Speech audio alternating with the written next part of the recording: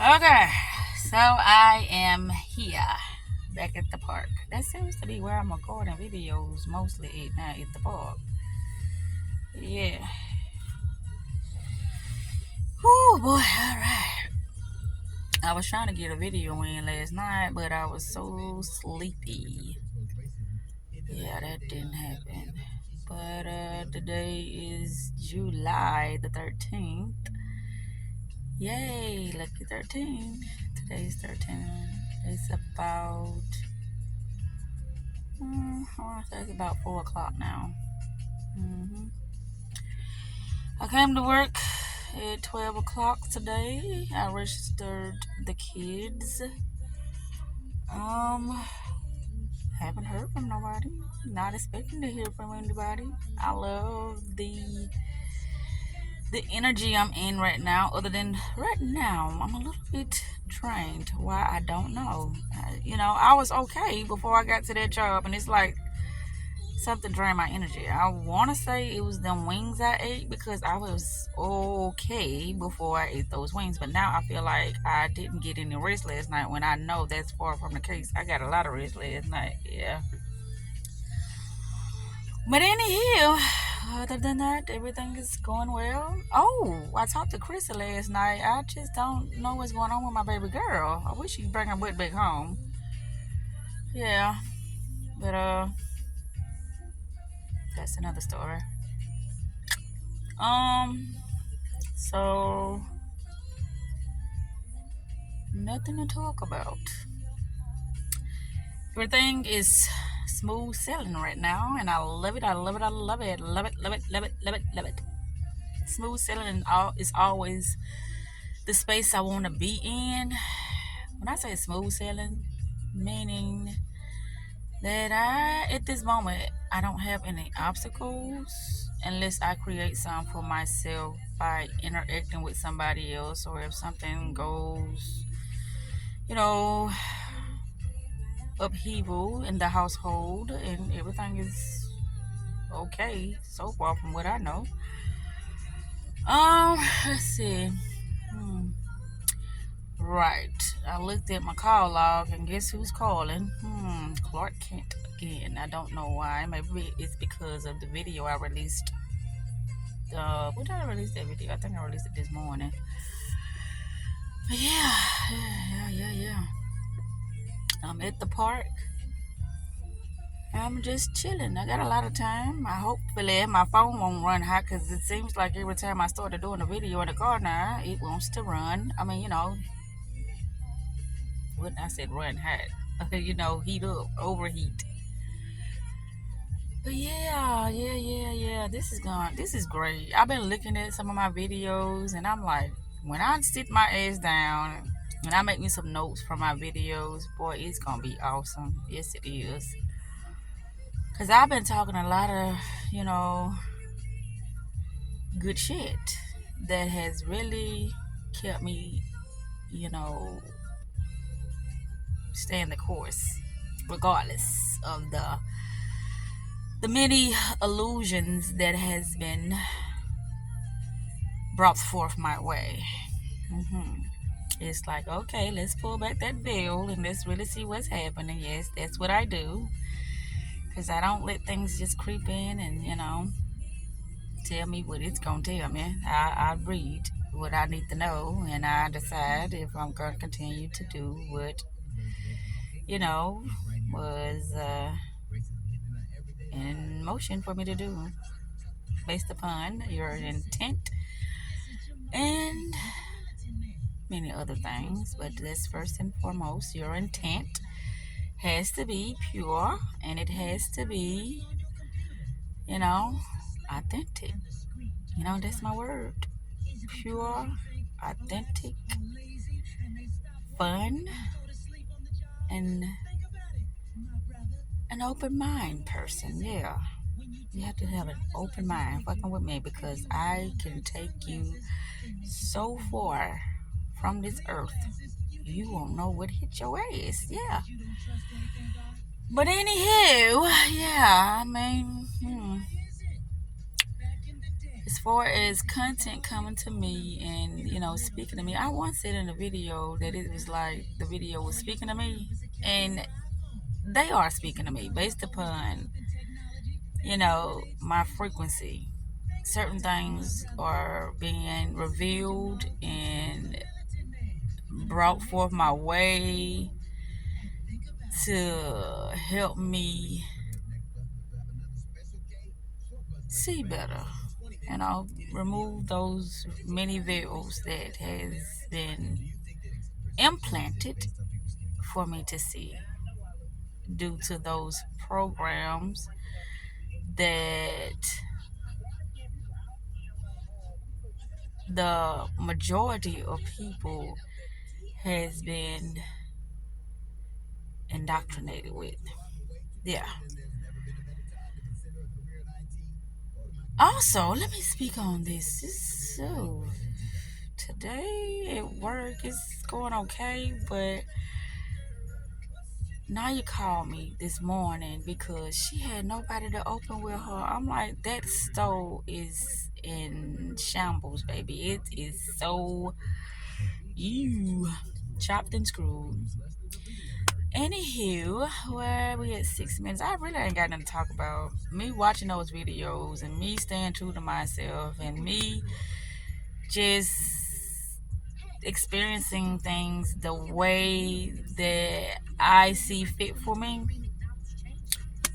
Hey, that's where I'm at right now. Yeah.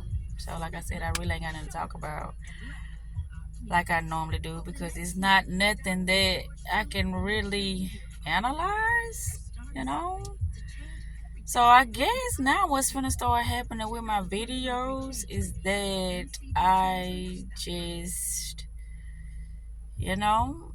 talk from that space I'm going to be talking from and let that be that, which my thing is the behind the veil investigator, and sometimes that gets dirty, but that's okay because I'm equipped to get my hands dirty a little bit. And what I mean by getting my hands dirty is I go in. I don't be afraid to go in situations that I know that may not offer me the things that I want within my life at this time, but it gives me more opportunities to go in and see how they are similar to some of my past experiences. Yes. So, but I do want to do this though. I want to get a book, which my baby girl, she just stacked them up so good. Yes, she did. She got it looking so nice back here. Yes, she do. It says, "Fuck It. Do What You Love" by John C. Parkin. Let's see what we're going to read out of here. Let's see. Do what you don't particularly love in less time. So if you have to do something yourself, if none of the above work and you really just have to do it. Now, what is the none of the above mentality? You might feel guilty about hiring a cleaner because you feel that you should be doing the work, and that is very spoiled to have a cleaner. Fuck it, get over it. You are giving someone else work. You deserve to do what you fancy. Get over it and call that cleaning agency right now. Or you might think that cleaning is demeaning work, almost like slave labor. Really, I've heard this argument before. It's not. It's a job like many other jobs. Some people who do it will be happy doing it, others won't. Our current cleaner had been unable to find any work for years, and she's very happy to be working right now. To be working now. Fuck it, get over it. Do what you love. Resources. Of course, there will be some readers who really can't afford a cleaner. So earlier reference to the current financial climate, but there will also be many who think they can't afford it, but it'll push actually could even when we've not been particularly flush. We've had a cleaner. It may be well mean cutting back, not having that meal out, or those takeaways are not upgrading your iPhone. But having a cleaner, especially if you don't like doing the housework, is a huge gift to yourself. It is usually worth the push. It introduces a level of abundance to your life, no matter what financial state you're in. Okay, so it said, okay, go ahead and fuck it and go hire yourself a cleaner. Which in that case, that would be me. Could you do what you love alongside your job? All right. I'm trying to find something good up in here, but everything is good. It's just according to where I started. My first job note, when I started to feel a little less happy than lucky old Larry and wanted to start experimenting with therapeutic work as a job, the agency was open enough to allow me to do so within the context of the business.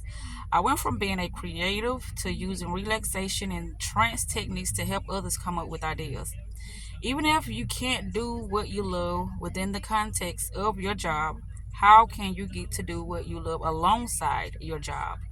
By creating more time, you can start doing what you love at the same time as you do your job.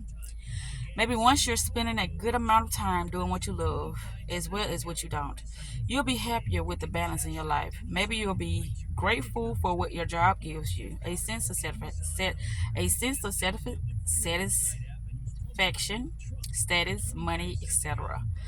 And it will sit quite happily alongside whatever it is you're doing in your spare time.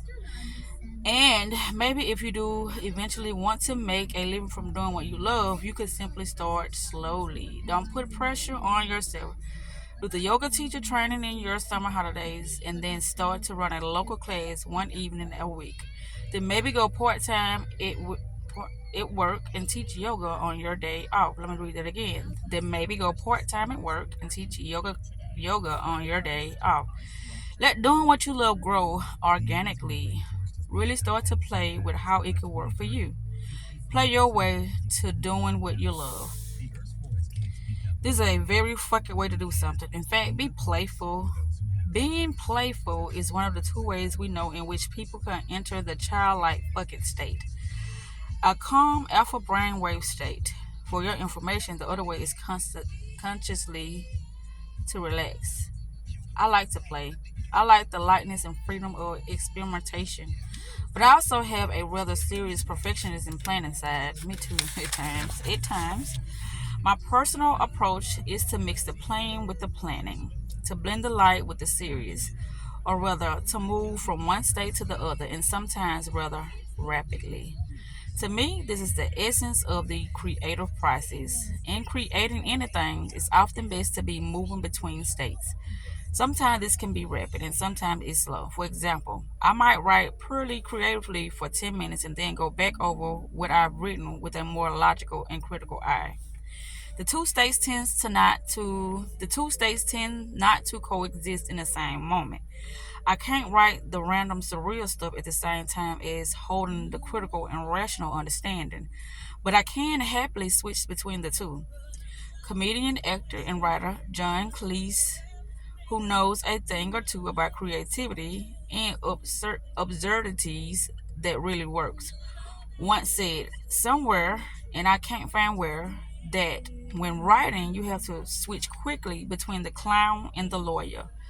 So, John Williams, not Cleese, is right. Play your way to doing what you love. Your natural tendency will be the more rational lawyer route, and the playful approach lets in the clown. But I never liked the clown, but I never let the clown take over completely.